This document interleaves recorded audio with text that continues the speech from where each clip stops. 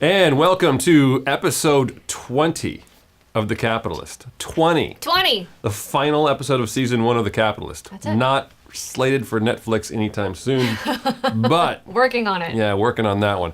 20 episodes is a lot. 20 episodes is a lot. And we are here. We just finished legislative session. Mm-hmm. Very exciting. I was expecting a ghost town this morning. Right. But we don't have a ghost town. Not There's quite. still a lot of stuff going on, a lot of people moving. A lot of staff still around helping the governor get through. Governor's going through line items. He's just gone. He got that red pen. I think they brought him a whole box of red pens for his Red line item pens. veto. Yes. Yeah. And then he's got to be in bed by 9, so. He's got a lot of line items to ride through, and then he goes right back to sleep, gets up the next morning, and starts over right again. back at it. Yeah. Just killing it. All the political vendettas, gone. Gone. Oh, what did you say during the set? Oh, gone. And this is his last session, so he doesn't care. He doesn't care. He can be He might extra. care. No, honestly, I think what the governor's going to probably do is, and what I would do, what I'd advise him to do, is strategically line item things that are going to give him excellent talking points for a Senate run. Right, which allegedly he's sitting on for the next couple of weeks. Sure, that's the beauty of being the governor. He's this executive who can do whatever he wants on whatever timeline he wants, as long as he's done by, July 1st, or I forget exactly when he has to have it all done. Yeah, a little bit before then. Then he signs the budget and he announces his line items, and that's the end of it. But then that gives him sort of this platform and a launching platform for a Senate run, I would think. Correct. So think about what line items can he kibosh and get himself earned media. That's what's going to happen. I'm not going to think about it. That's not my job. That's not my job. I job don't get paid either. enough. But we'll find out when he I'm not starts making governor. headlines. It's not my job.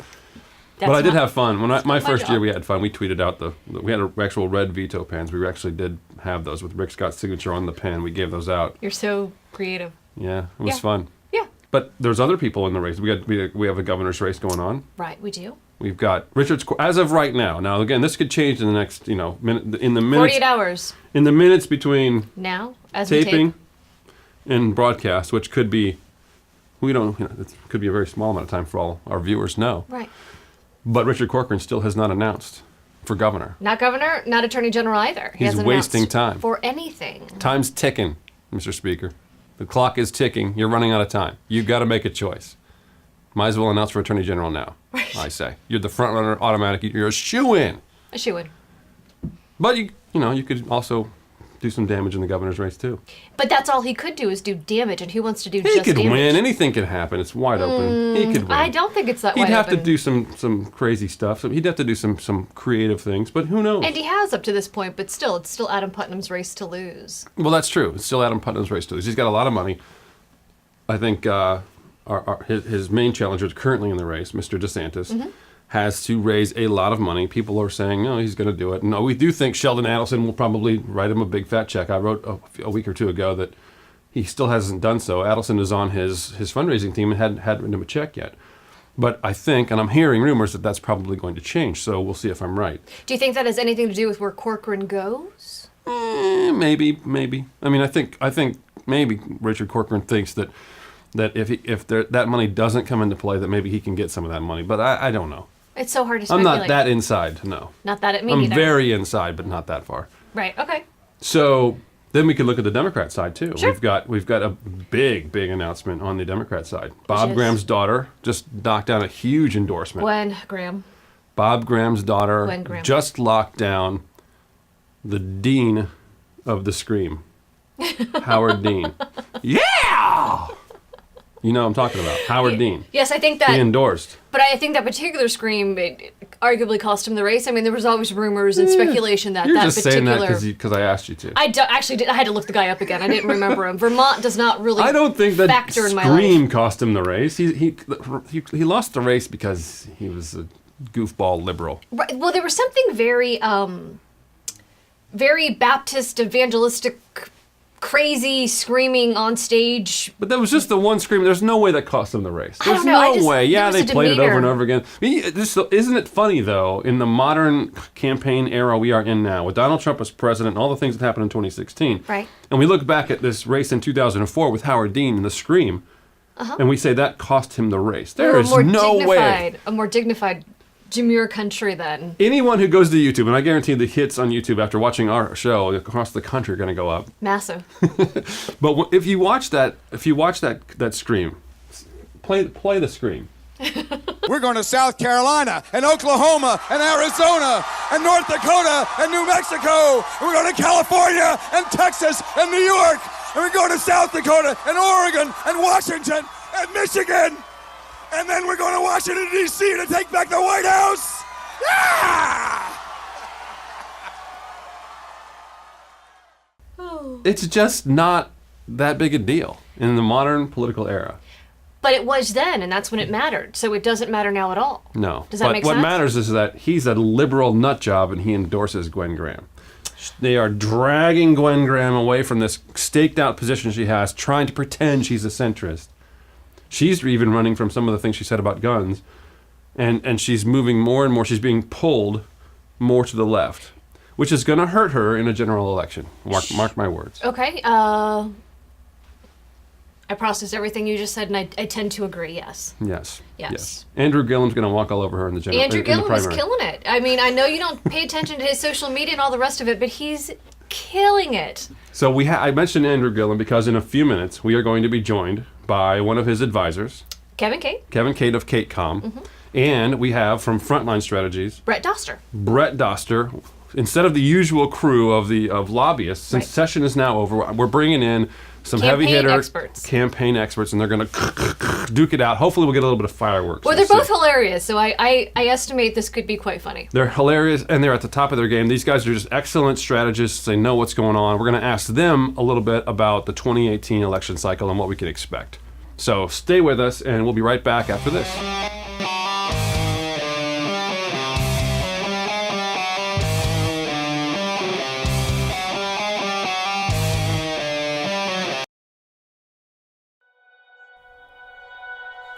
At Budget Blinds, we're in business to frame the light, the day, and the night. So we give you an exclusive combination of high style, expert service, our no surprises pricing, and our no questions asked warranty. We believe that everyone, at every budget, deserves style and service. Isn't that a beautiful place to be? Whether you're building a new home or remodeling your current home, at Brian Barnard's Flooring America, we can help you achieve the look you want at the prices the box stores can't compete with. For hardwood, carpet, tile, and rugs, for any area in your home, we'll take your design ideas and turn them into reality. From all the floors in your home to the walls in the kitchen and bath, we have the right products at the right price with exceptional service and installation. Brian Barnard's Flooring America, where friends send friends. And we are back. 2018 election cycle is upon us. The legislature has now gone to sine die, and we are here with the smartest guys in the room. As I mentioned a little bit ago, At least this room. This is a room filled with smart people, but you're the smartest ones here. We've got Kevin Cate from CateCom, and we've got Brett Doster from Frontline Strategies. Thanks for joining us. Want to pick your guys' brains about the election cycle. There is a lot going on. Now, you have one race you're doing officially, and that is the governor's race. So we can start with that. Obviously, we know who's going to win, right? Absolutely, Governor Gillum will win. Governor Gillum will emerge as the hands down winner of the primary. And then if you're calling him Governor Gillum, his path to victory is going to be smooth sailing. Well, let's go one election at a time, but absolutely we're going to win the primary because we have the most authentic, genuine candidate with a story that resonates. Okay, this isn't going to be a campaign commercial for Gillum. Too late. So tell me, let's just talk real quick about the governor's race. We are emerging here. Is the field set? Are there new candidates to come, or is it set, do you think? I mean, on our side, it looks set. I know there's been some rumors around Tallahassee, but nothing substantial that I think would interrupt this current primary environment. So you're comfortable that you're looking at King, Gillum, who's that one lady that's running? Bob Graham's daughter, that's right. And then you've got Phil Levine, right? Correct. Well, look at you. You're worried about maybe you won't win the primary and she'll emerge and she'll be powerful and you don't want to call her Bob Graham's daughter on camera? I think if you've watched previous editions of The Capitolist, that's not something that I'm worried about, but she is Representative Graham and she earned that title. She earned the title. Fair enough. So by being a very conservative North Florida Democrat winning that primary. Conservative. Brett, we talked about this off camera a minute ago. Yeah. Gwen Graham, is she a conservative?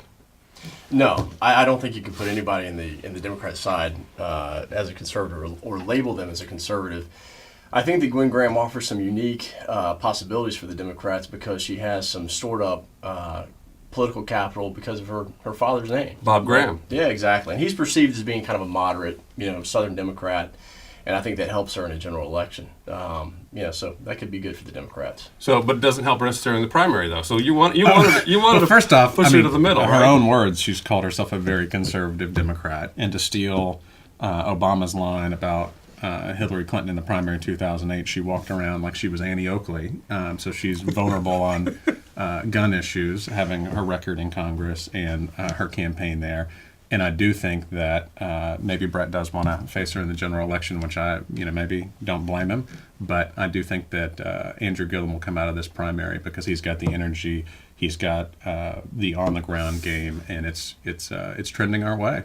It is it? He's going to get clobbered. We know that on certain issues that are just because that's the way campaigns are.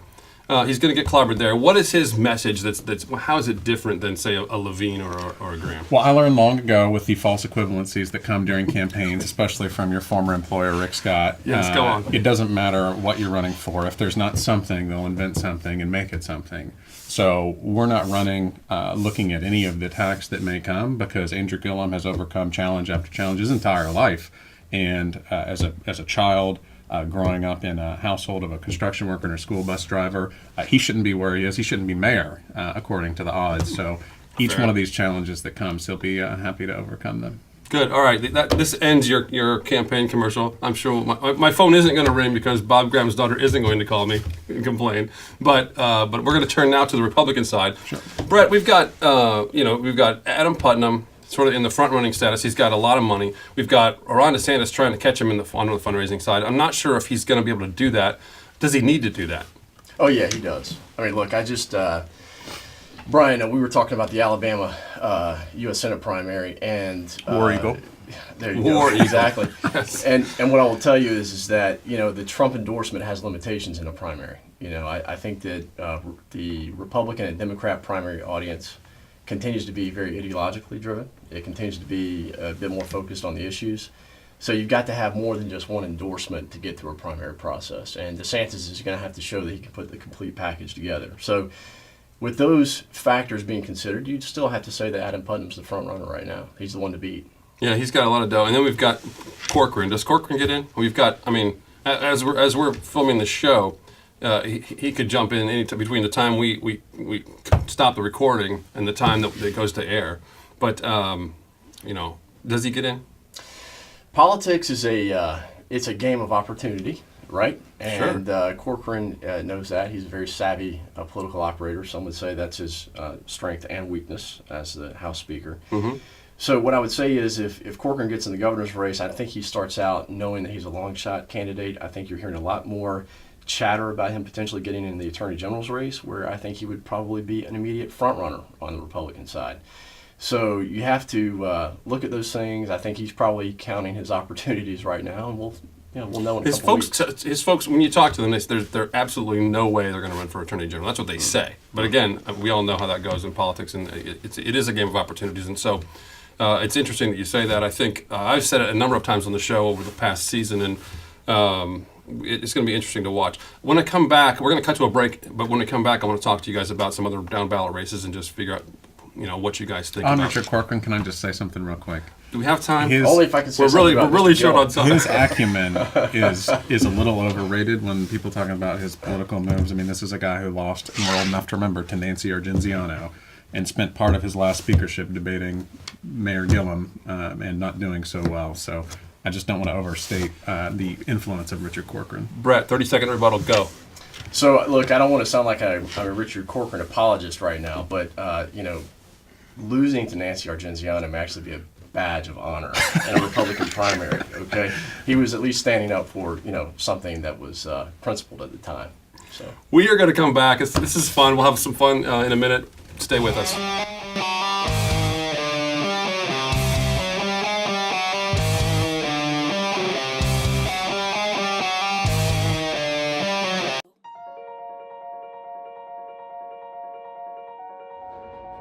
Today, innovation alone is no longer enough.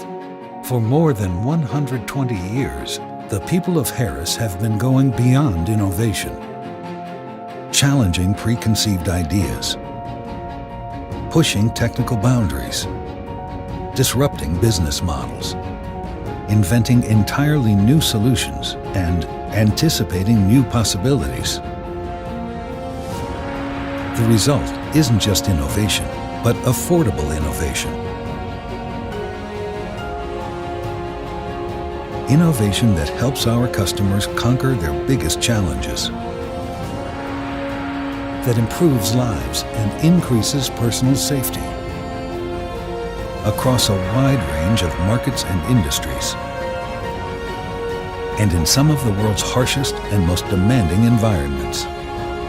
Come explore the technologies that are transforming the way our world connects. It will change the way you think about innovation forever. Harris, technology to connect, inform, and protect.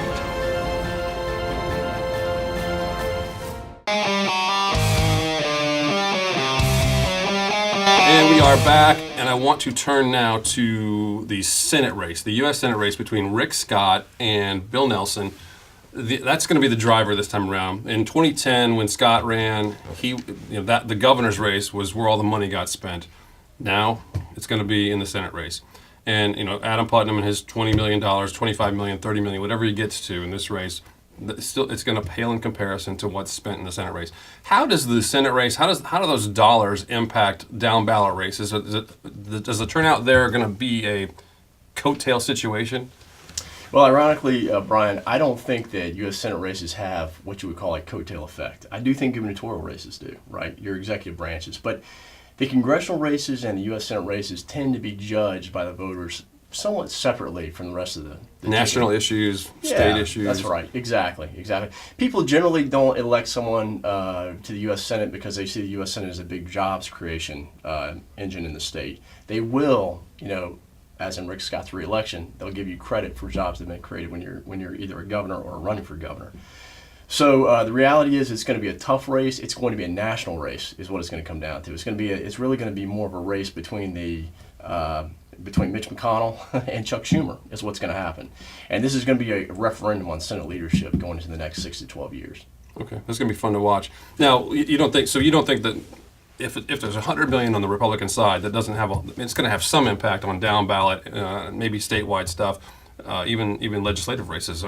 It will have some impact. There's no doubt about that. It will have the vote. Yeah, it will have impact, particularly if you have the president. And then you have Barack Obama and Hillary Clinton coming down to campaign for Nelson, right? Mm-hmm. It will have impact on the overall turnout, but I think you will see a lot of ticket splitters this election cycle. Really? Yeah. Really? Yeah, that's right. Kevin. Brian.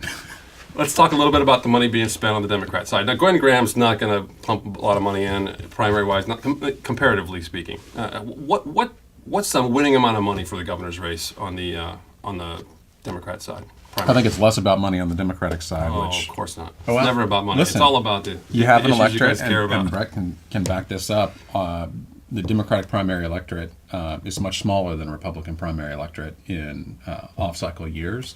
And we may get 1.2, 1.3, or 4 million voters in our Democratic primary.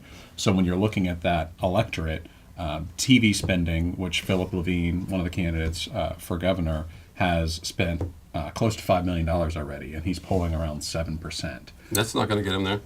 Well, it just shows you a little bit of the changing environment in primaries in general, but we do have a history in 2010 of a very wealthy South Florida candidate spending tens and tens of millions of dollars against a candidate without tens and tens of million dollars. That's Jeff Green. I love how you're always switched on. Versus Kendrick Meek. And we saw how that turned out in that primary. So money isn't everything on the Democratic side. So or life, Brian. Or life. It's not. Says you. So let's just recap here. I want to get. I want to speak to something about the turnout. Oh, you go right ahead. Yeah. Okay. If you don't mind, I'll just say this. Look, gubernatorial races. I want to get back to a point I made earlier. They tend to get in the voter's psyche related to their pocketbook, right? Mm-hmm. They do. I think that people who are voting, even in primary audiences for congressional races, whether it be U.S. Senate races or congressional races back home, they tend to be driven by people who will make up their minds in the last 2 to 3 weeks of the election, right? So in a governor's race, you might actually see some hardening of the electorate, even in a primary, maybe about a month and a half, 2 months out, when people kind of get gravitated toward their champion, because everyone has an opinion about who their executive is going to be. But when it comes to Congress, let's face it, Democrats and Republicans in their bases believe that Congress is broken, right? So from that standpoint, I just think people are kind of more inclined to wait till the last possible minute to make up that mind. And that's why you're predicting ticket switching and ticket splitting. Yeah, that's right, exactly. Yeah. Okay, fair enough. It's a completely different rationale that people use to make up their minds. I'm going to turn now and ask these guys for predictions. So let's start with U.S. Senate general election predictions, which means you're going to have to go ahead and make a primary prediction when we get to the governor's race. Yeah. We'll skip the Democrat primary for you. I'm looking forward to his prediction. Yeah. So general election. So you want me to do the Senate general as well as the? You can talk. We can do. Let's start with Senate. I mean, we know Senate. Yeah. We already know that it's probably going to be Rick Scott. We don't know of anybody really running that can challenge what he's got going on. Yeah. So on the general election side, look, it's going to be hard for me to make a prediction today. What I will say is my prediction is it's going to be a very, very tough race. That is gutless. You have to make a prediction. I demand it. Well, look, I will give the odds to Rick Scott, okay? I will give the odds to Rick Scott because Bill Nelson has just had too much plastic surgery. However, with that being said, I think that this is a race that could be determined by, once again, it'll be a Rick Scott special, less than a point and a half. Yeah, he doesn't have blowouts, that's for sure. Yeah, that's right. Exactly. Yeah. Heart attack. Yeah. On election night. Kevin. Yeah. I know you're gonna. What do you have for Senate? Well, I'm focused right now on the gubernatorial primary, and I don't want to make any predictions in the Senate unacceptable in the Senate race. Come on. I certainly predict that the Donald Trump factor will be a factor, and one way or the other, either he plays a basketball game with Kim Jong-un and solves world hunger. As long as he's got Rodman on his team. Then who does Rodman play for? Then maybe Republicans will have a chance. But other than that, the disaster, the just unbelievable incompetence of the Trump administration will flow down to the great state of Florida, and the Sunshine State's next U.S. senator, I believe, will continue to be Bill Nelson. Okay, but he's in the race of his life, you'd say. I think every race is the race of your life. Oh yeah, you got to run. But you look back, he's never spent anything close to what he needs to spend this time around. I don't even know if his team knows how to manage that level of money. Well, he's run against some colorful characters. Connie Mack the fourth. Was that? Is it fourth? That's right. Fourth, fifth, somewhere in there. Who got beat up by Ron Gant of the Atlanta Braves, and then Katherine Harris, who got beat up by her own lack of competence. So let's go. Let's switch to governor's race real quick. You want to take a flyer on the primary on the Republican side, Brett? Yes, I mean, look, on the primary side, I would still say that it's Adam Putnam to lose. He's built the broadest network statewide, but it's a race that has many changing dynamics. And I will say this about the not only for the gubernatorial primary, but the rest of the down ballot. I'm not convinced that the races are closed out yet. Yeah. There are still a lot of rumblings about people looking at these races. So I'm going to give it to about mid-April, and then I'll tell you with a little bit more certainty what my prediction is. I love it. He's just trying to get back on the show. I love it. No, He'll be back on. I have a feeling around mid-April he'll be back on the show. So tell me more. What do you think? Well, in the Democratic primary? Yeah. I mean, Gillum. How big? How big of a margin? I think it might be relatively close. Because I'm going to play this clip over and over again. Whether you're right or wrong, it's going to get played over and over again. You've got that's just for your own entertainment, though. Oh, yeah. And Facebook's. The primary will be close. Mm-hmm. I do believe that the energy that's on the ground for Gillum right now he will win. I can feel do you feel the energy for Gillum? I feel it. When you walk outside here in Tallahassee, I just feel the energy on the street. Defense lawyers lining up across the state to try to help him out right now. So yeah, he's right after they finish with Roy Moore. Oh, I love it. And that's the clip right there. We'll cut it right there. Exactly. This is the end of season one, and we'll be back in a minute to close it out. But thanks for being on the show. I appreciate both of you coming on. Thank you. And we'll be right back after this.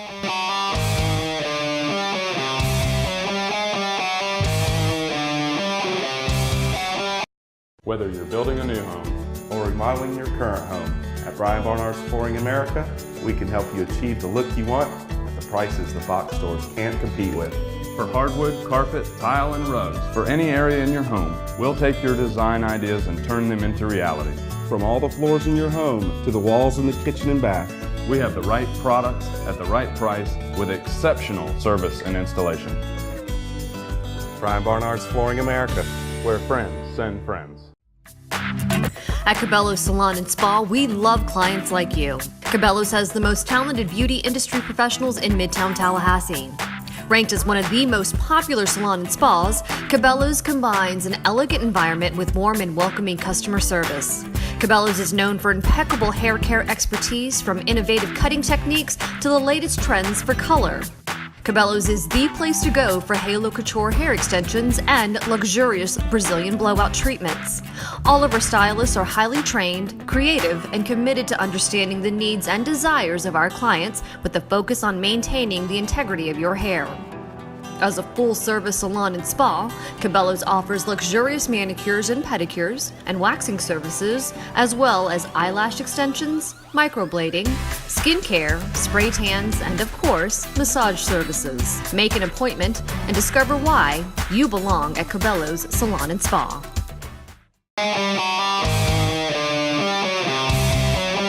And we are back, and I just wanted to say thank you for being on air with me on Fox 49. So fun. 20 episodes. It was a fantastic run. That's the end of season 1, and we are going to continue doing some of these things. The Capitolist will continue, but we're going to continue on Facebook throughout the summer, and we're going to try to figure out if we need to make any changes to the format and figure out what else Maybe is get next. a couch and maybe a different background. All kinds of We've got a fun lot. stuff. There's a lot. I got a lot of irons in the fire, to be honest with you. We're trying to figure out a lot of different things and figure out what works the best. So this is a lot of fun. I got a lot of great feedback from having you as the producer. I got a lot of feedback about you, so. Anyway, so I want to thank all the folks who appeared on the show. We had Ron Book as a guest. We've had Ron Sachs as a guest. We have had Katie and Chris on a regular Katie basis. and Chris on a regular basis. We've had Kevin Kate. We've had Josh Cooper. We've had Peter Shorsh. We've had David Griffin. David. Oh yeah, David Griffin was on the show early on. Right. And we just had Brett Doster on. So it's been a fantastic season, and I want to thank everybody for being on the show, and thanks for watching. And we will continue to see you throughout the summer. Thanks, and see you later.